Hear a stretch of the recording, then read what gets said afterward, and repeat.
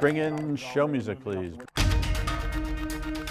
Hi, I'm CNBC producer Katie Kramer. Today on Squawk Pod, the original cable cowboy, John Malone. We're in the midst, I think, of watching a transition in consumer consumption. The Liberty Media founder has had huge influence on what we watch, read, and pay to entertain us. The linear television business, of which news is part, is suffering from the rapid decline of viewership of the big cable bundle. A story he's telling in a new memoir, Born to be Wired, about the rise and decline of cable television, the revolution of personal technology, and what he has seen from a front row seat. For one thing, the industry, the old media industry, both transport and content, needs to continue to consolidate, to get scale, to be efficient. There's too many streamers for sure.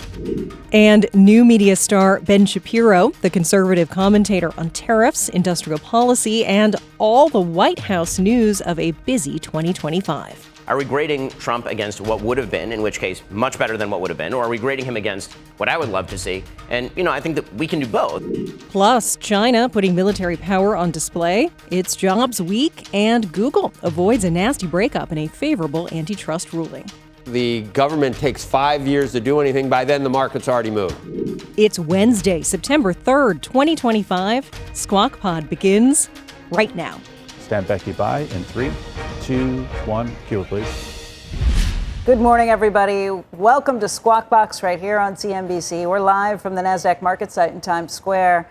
I'm Becky Quick, along with Joe Kernan and Andrew Ross Sorkin. And here we go. This Wednesday morning, it does come after the worst day for the S&P 500 in over a month, all the way back to August 1st. There were a lot of superlatives yesterday, maybe key among them, gold's at an all-time high. You've got the 30-year at the highest yield since July 18th, and then you've got the 10-year, 2-year spread at its steepest level since April 22nd. Shouldn't we be happy about the yield curve steepening?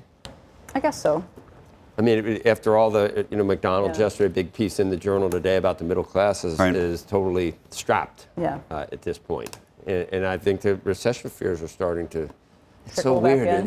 You could argue either case. I mean, if you're going to see Fed cuts, they can do it because inflation has not been as high as has been expected, but you've also got a weaker job market and questions about what's happening to the economy. We'll see Friday. You'll see Friday. But what, 75,000 is what we're looking for. But I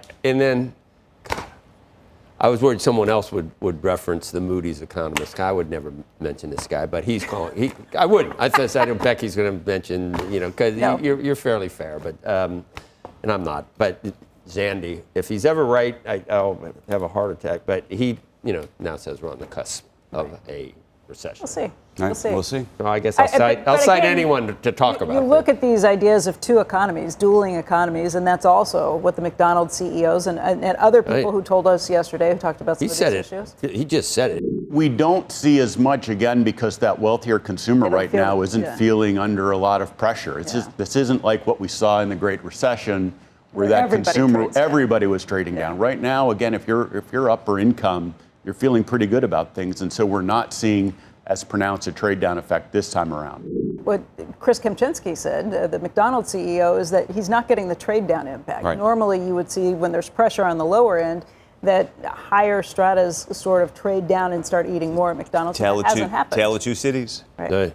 But he, the most important thing he did say is that the chicken snap wrap is back to stay. For forever.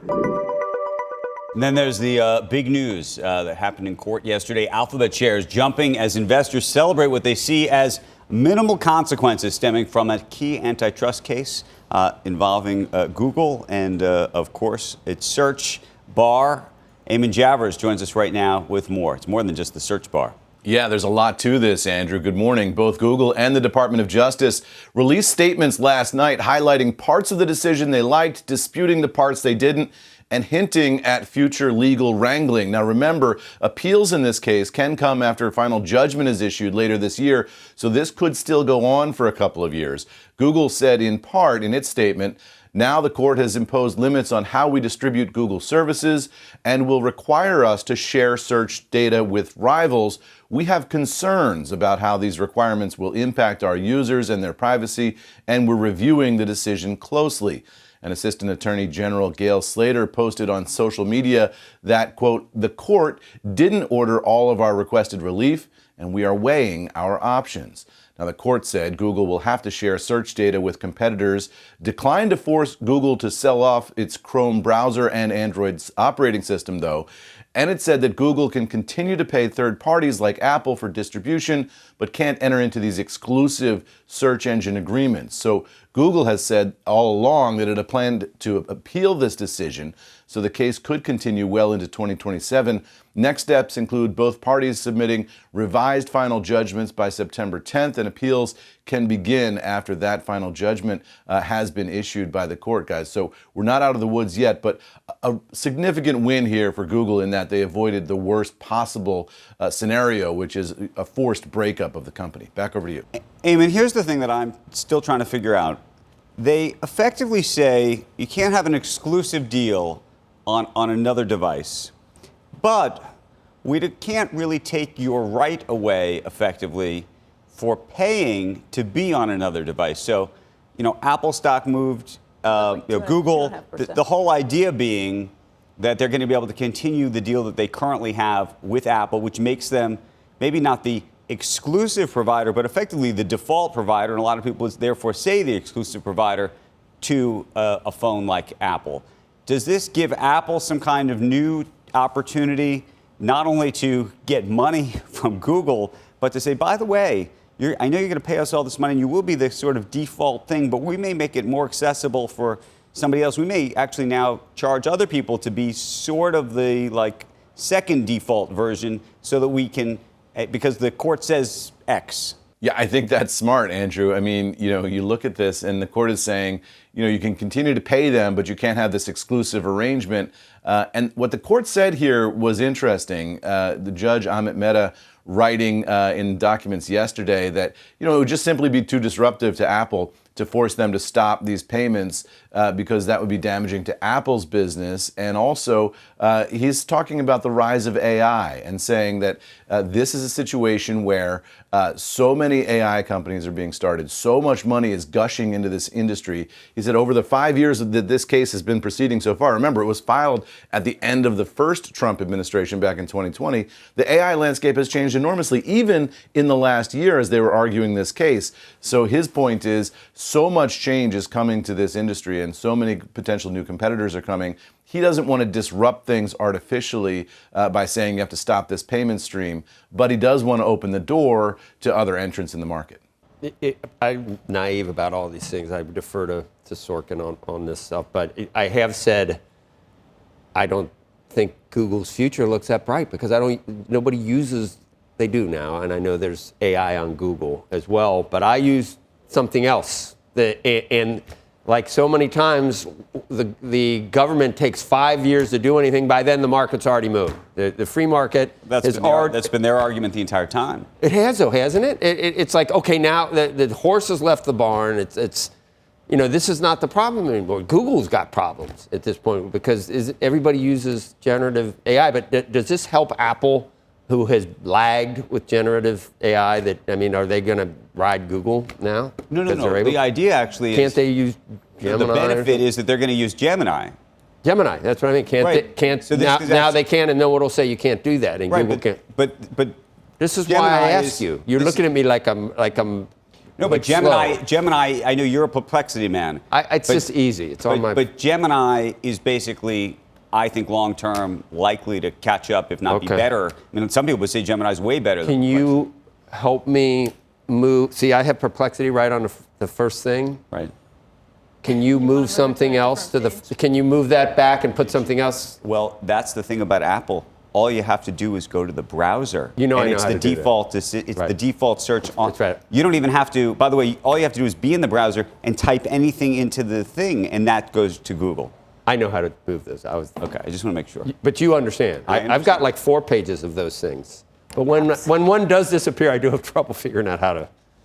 These are issues. Eamon Javers. Joe, yeah, go ahead, Eamon. Yeah, just going to make one last point, which is that the judge in this case said kind of exactly what Joe is saying, which is that it's hard to predict the future. He said you got to approach this with some humility. He said this part of the trial requires, or this part of the legal proceeding requires a judge to look into a crystal ball and predict the future of an industry that he's not an expert in. He said that's not a judge's forte. And so he acknowledged that he doesn't know where it's going to go, but he sees a lot of change coming. And so he seemed to have been more comfortable, sort of more or less standing pat, rather than ordering some huge breakup of the company, given all the changes that are just over the horizon in this I know industry. there's people that could come up with a better example, but I thought SiriusXM, it's like, okay, we're going to stop we got Spotify, but we're going to make sure Sirius, that they can barely survive by getting together. What about what John Malone told us this week on the program, where he said net neutrality, that ruling changed it so that all of the old guys, the cable companies, and all of them lost out to these newer companies like a Netflix that are free riders on the cable networks, the internet networks. Can you think, or either one of you think of another time where the market moves so quickly that by the time the government's efforts, it was like they were fighting last year's battle. They're fighting last year's battle. Microsoft and Internet Explorer. Because it takes so long. Right. Is this a 5 year? Did it really take? But that's what we've been talking to, whether it's Cantor or any of the guys. We've talked to them about this over and over and over Microsoft again. and Internet Explorer, and it not only cost Internet Explorer, it also cost them their ability. Bill Gates will blame it to this day on why Microsoft lost out on the phone. He got beat by the iPhone because he was so busy fighting all of these battles in Washington. And then argue that the DOJ should let the market work and maybe be less activist? Here's a question. Or would AT&T still be?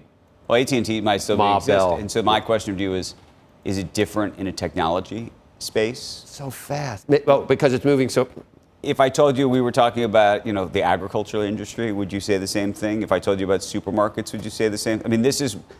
I would say the same thing with supermarkets. I think it's an outdated view of what they're doing with supermarkets. I want the government to run all supermarkets and all rent control. But that's. There's a guy for you. There's a guy for you. You're going to have to move to the New York City. Big Apple. Me and blah blah blah. Both love Zoran. Good for you. Yeah. Yeah. I'm going to turn you around on Zoran. Hey, Eamon, thank you. He's a social democrat. He's not that's what I'm hearing now everyone say. He's not a socialist. He's a social democrat. Okay, so take a look at the social democratic platform, and then you can get some real ideas about what's coming. Socialist democrat is redundant anyway. China's President Xi Jinping saying that the world is facing a choice between peace or war as he hosted a giant military parade commemorating the 80th anniversary of the end of World War II. That parade was meant to project China's military and diplomatic power and featured missiles, tanks, and drones. Russian President Vladimir Putin and North Korean leader Kim Jong-un joined Xi, but Western leaders mostly stayed away. President Trump fired off a Truth Social post as the parade got underway, saying that he hoped Xi honored American sacrifices in World War II. He said, "Please give my warmest regards to Vladimir Putin and Kim Jong-un as you conspire against the United States of America." Kind of an interesting concept, saying that the world has to be choosing between peace and war as you're standing next to Putin, who is going after Ukraine, looking to expand his empire constantly, questions about what happens in Taiwan, too. So, sure, it's a choice between peace and war. It's just a question of who gets to make that choice. And I also think it's interesting because you saw him come to, I don't remember, to Davos now a couple of years ago, where he basically made this whole argument. This is when Trump didn't. This is back in the old former administration, and he basically made the argument that China was going to bring the whole world together. So it was sort of a very interesting sort of distinction between that speech, which was probably now 6 years ago, and today. Peace and war between whether anybody stops their ambitions to continue to spread. Putin constantly lulls you into sort of I don't know. He's the most dangerous man in how many decades? Don't you think most brutally dangerous? I don't know about Xi, I guess maybe, but we're seeing it more and more with Putin. I mean, in the minute you forget some of the things that have happened in Ukraine, he reminds you very, very quickly. Avoid all umbrellas. Cheese will be next. Coming up next on Squawk Pod, our extended interview with media mogul John Malone, an advisor and investor in some of the biggest media and telecom names of the last few decades: CNN, Fox, Sirius, even Formula One. Malone is looking back at his remarkable career in a new memoir and he weighs in on the pressures squeezing modern content. I would love for regulators to take a look at live streaming. It's absurd to me that you tie up 40, 50, 60 million channels of internet transport to transport one football game, which can easily be transported on one channel. We'll be right back. This is Squawk Pod. You're watching Squawk Box right here on CNBC. I'm Andrew Ross Sorkin along with Joe Kernan and Becky Quick. We are joined now by a very, very, very special guest, a legend in the business, media titan, chairman of Liberty Media, and the man behind some of the biggest deals in media of our time, John Malone, author of Born to be Wired, Lessons from a Lifetime Transforming Television, Wiring America for the Internet, and Growing Formula One, Discovery, Sirius XM, and the Atlanta Braves. It is out today, and we want to welcome John for joining us today. John, it's great to see you. Congratulations on the book. It's a fabulous, fabulous book, and there's so many stories in it about so many unique characters that make headlines that we talk about virtually every day. I want to talk about the book, and then I want to get into what's going on in the media landscape that we know today. But just take me back to the beginning of even deciding to write this book, why you did. Well, there was a previous book called Cowboy, which really was a misnomer because it was really should have been written about my mentor, Bob Magnus. But anyway, it stuck to me. The writer of that book approached me and said, you should do a sequel because it's been 25 years and you're not dead yet.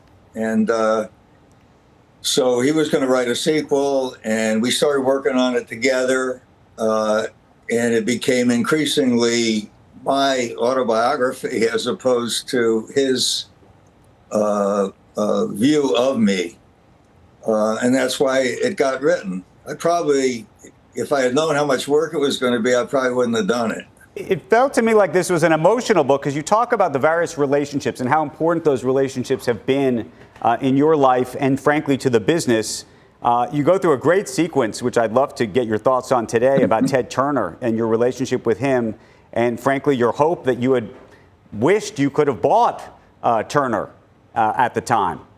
Yeah, long history with Ted. He came to us with the idea of his superstation.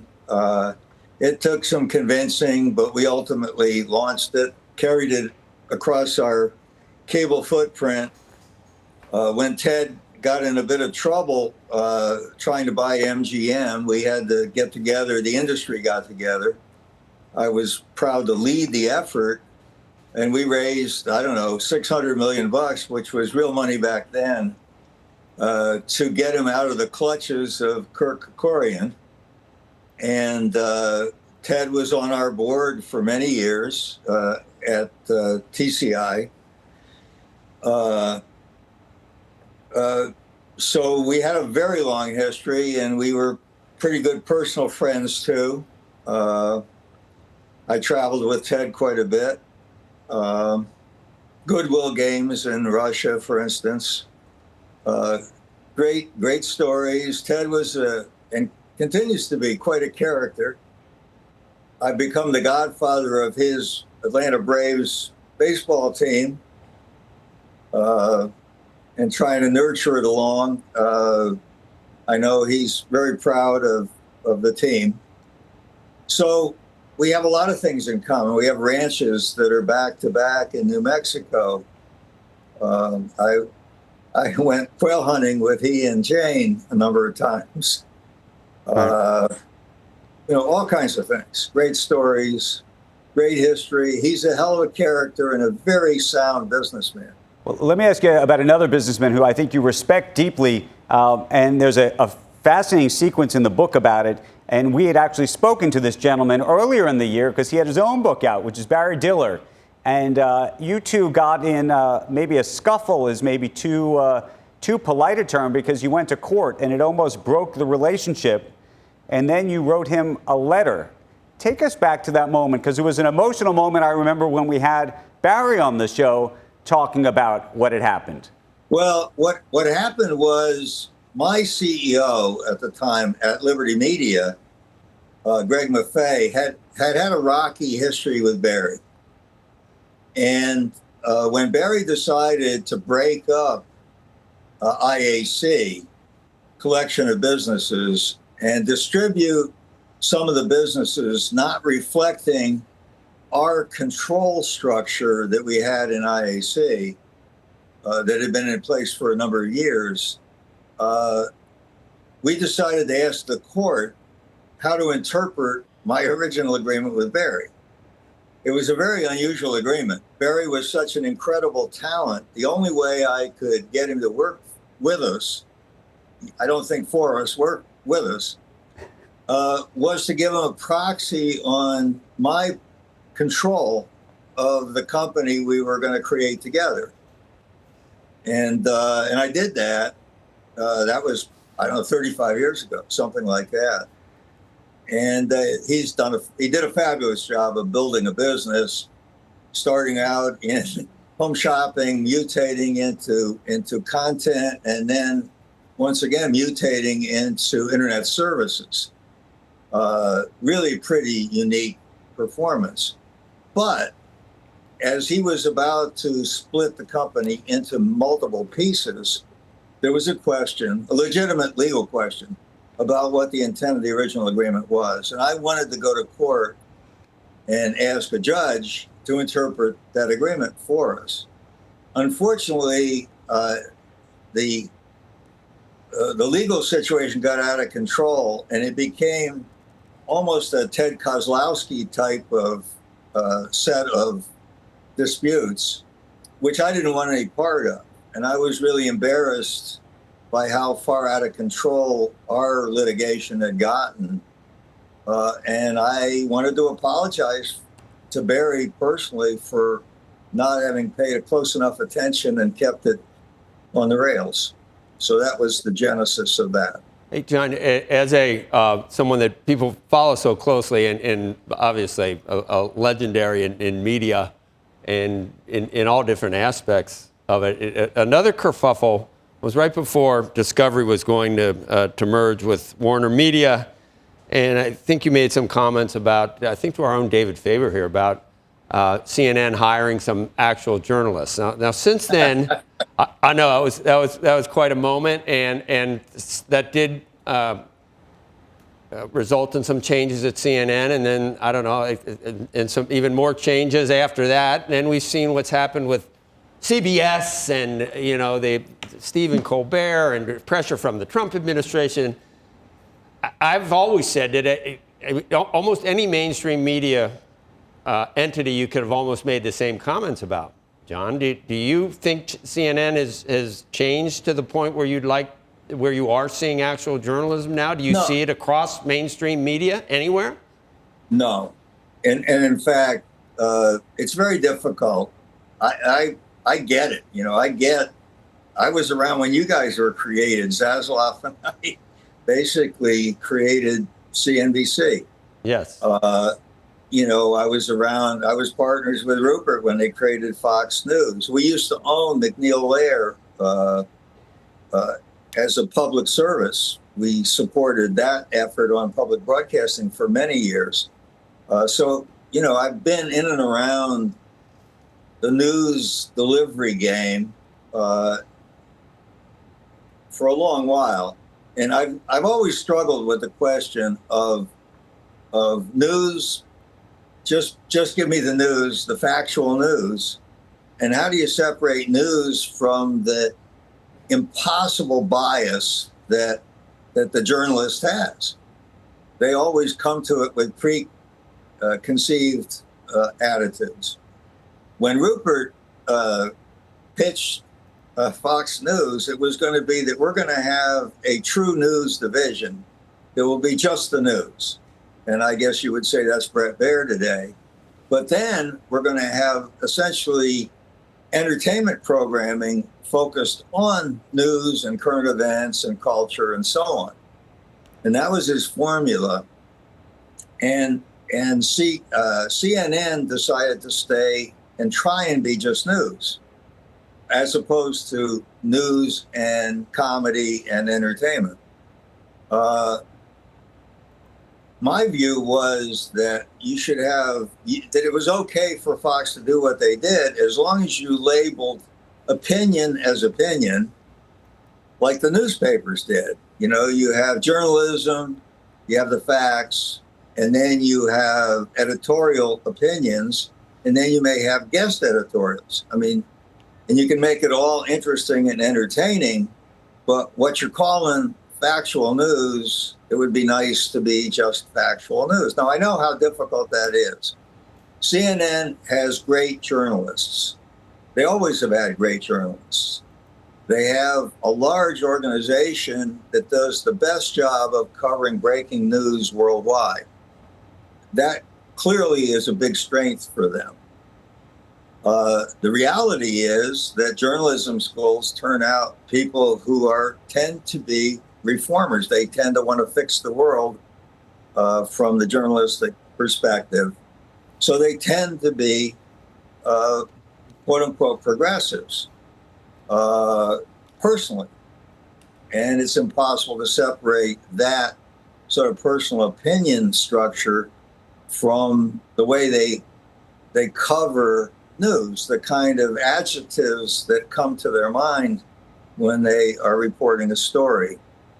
Now, I never had much to do with CNN. I was chair of the governance committee at Warner. I stepped off that board this spring and became executive a chairman emeritus, but so that they could keep me tied up and I could continue to be involved, but not be a voting member of the board. Even during the 3 years when I was on the board of the combined company, I had zero to do with the governance of CNN. That was David and his efforts to bring in new leadership. It's as you guys well know, the linear television business, of which news is part, is suffering from the rapid decline of viewership of the big cable bundle. And that's putting a lot of pressure on these organizations, financial pressure. And they're going to have to figure out where it's appropriate to morph to be more relevant in a streaming world. Right. Hey, John, so, I don't think we've had a chance to talk since the announcement of the breakup between Warner and Discovery, and what your thoughts are about it, what you think the prospects are for both businesses. Do they remain independent? Do they ultimately get sold? Does a business like CNN get sold? I don't know if they can, given the debt load. How do you think about the breakup? And does it suggest at all that the original plan to merge them made sense or didn't? Well, I guess the only thing personally that didn't make sense is I should have bailed out of my Discovery shares before we put the companies together. The reality is that all these linear businesses were going to come under enormous pressure as streaming became the favorable way for consumers to consume programming. So Discovery, had we kept it isolated, would have faced the same headwinds and probably ended up roughly in the same place that the combined company is. That is, trying to deal with a streaming world while still being heavily encumbered by contractual relationships in the old linear world. And so, for instance, when AT&T tried to do CNN Plus, it was a streaming service that did not include CNN, which they couldn't include for contractual reasons. So, we're in the midst, I think, of watching a transition in consumer consumption. Right now, you guys, as well as anybody, that you are lashed your wagon to to a linear business that's losing about 8% of its customers a year. That is a pretty heavy headwind, and that's been going on now for probably 4 or 5 years. And so eventually, you're going to have to transition to where you're a random access service. Right. Now, the good news for you guys and for news generally is that you have a stream of live information and content that the public's always going to be interested in. God bless you, John. What do you make of the prospects for, Comcast is going to separate from these assets in Versant? I know that's something you talked to Brian Roberts about, you've spoken about before. What do you make of the prospects for Comcast? Do you think it ever gets a chance to merge with a Charter, which I imagine something you'd like to see? And where do you think about a Paramount in all of this when you look at the chess pieces on the board? Well, as you know, unfortunately or fortunately, I get myself in the middle of all these discussions about what fits with what and how is it going to work and how can Brian Roberts retain meaningful control of an empire that his father ceded to him. It's very important to him. Meet the regulatory hurdles of consolidation. For one thing, the industry, the old media industry, both transport and content, needs to continue to consolidate to get scale, to be efficient. There's too many streamers for sure. And obviously broadcasting is morphing into sports distribution, at least for now, keeping it alive, if not highly profitable. So news and sports live, which really, frankly, just requires one channel, and instead with streaming is consuming millions of channels, which is a whole different story. But there's this reallocation, let's say. At the moment, big tech has the upper hand. Distribution for big tech is free on the internet thanks to network neutrality, a regulatory decision that was put in by the Obama administration and really did cripple the traditional cable media alignment. Are you hoping for that to be overturned at some point, John? Well, I would love for regulators to take a look at live streaming. It's absurd to me that you tie up 40, 50, 60 million channels of internet transport to transport one football game, which can easily be transported on one channel. So, to me, that's where the regulation runs afoul of common sense and puts enormous capital pressure on the internet in terms of capacity, which incidentally then has to be paid for by the consumer.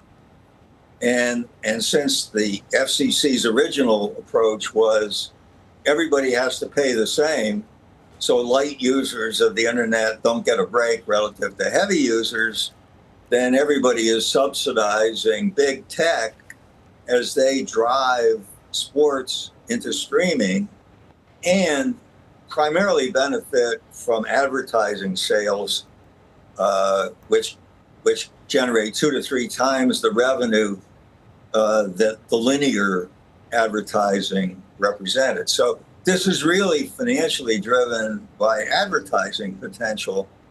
Right. And being taken advantage of by big tech primarily, both to capture scale in streaming, but also to drive an immense move in advertising revenue. So John, we only got 1 more minute left, but if you could buy or sell the big media companies today, which ones would you buy? Which ones would you sell?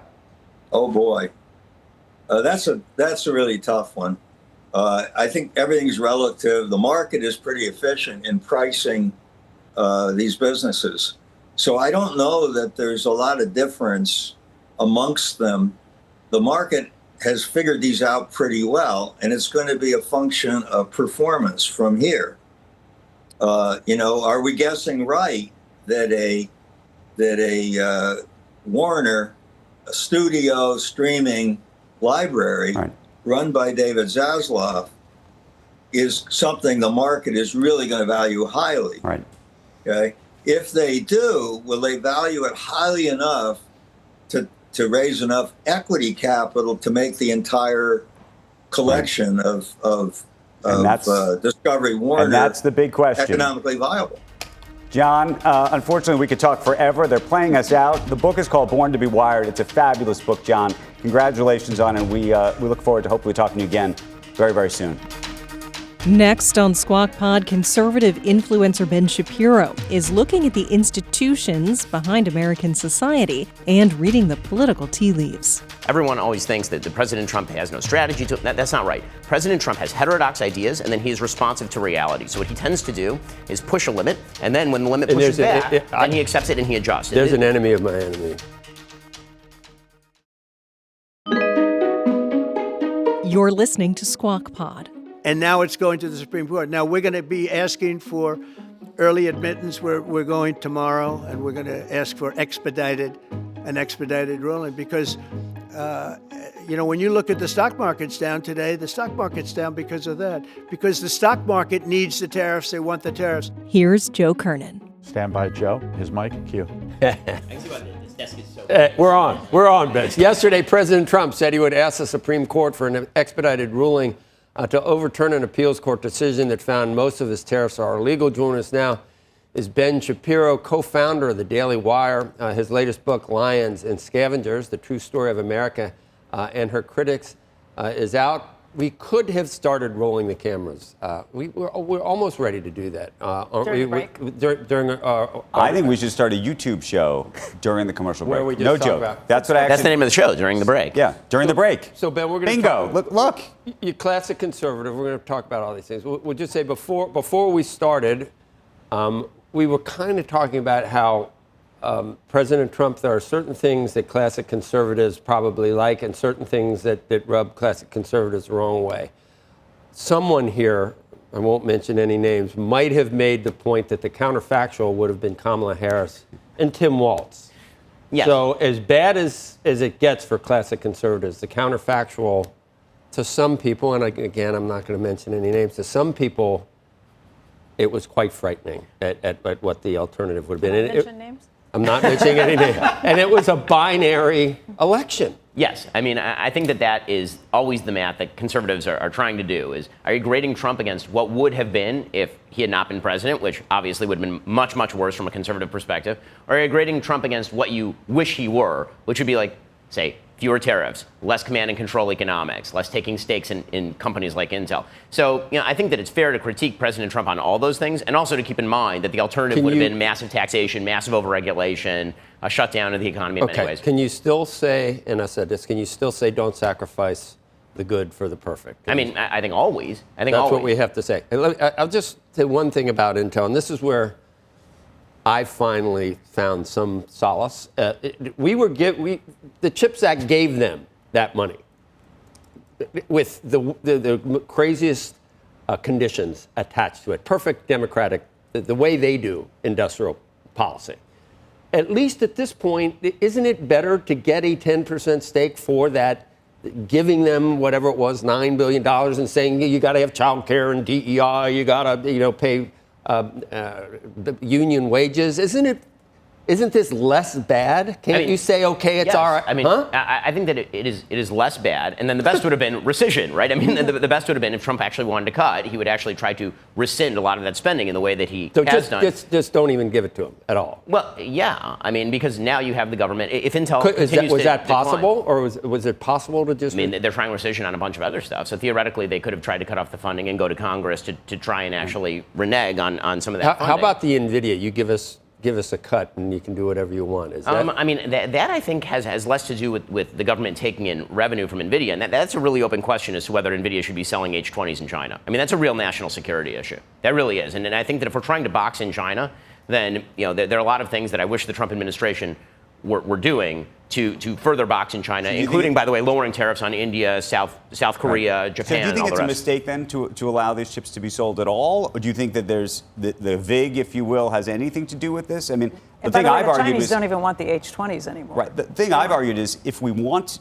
to allow these chips, I get the argument of trying to get these chips to them in the idea that it's going to maybe push out competition. If you think we can win competitively, that's to me a good idea, potentially. Maybe. I mean, Maybe. my friend Mike Gallagher over at Palantir has made the point that would we sell the components for missiles to the Soviets in the middle of the Cold War just to make sure that they're on our platform? If the idea is that AI is an actual national security threat, you don't want to be handing the most sophisticated chips or anything even remotely like the most sophisticated chips to a geopolitical opponent of the United States. I just think of the 5G situation where basically we got pushed out and Huawei really, put their 5G technology in Africa and all sorts of places around the world. I'm not saying we shouldn't sell H-20s to Africa as much as I don't think Africa is really, looking for H-20s right now. Yes. Well, and how much of it becomes... They're looking for H2O. Well, how much of it becomes issues where they, in turn, eventually pass it on to the Chinese? That's been the question. I mean, if we worry about the Chinese stealing our IP, we may as well worry about, the 600,000 Chinese students who are coming into our universities. I mean, that's actually a major issue for conservatives as well. And again,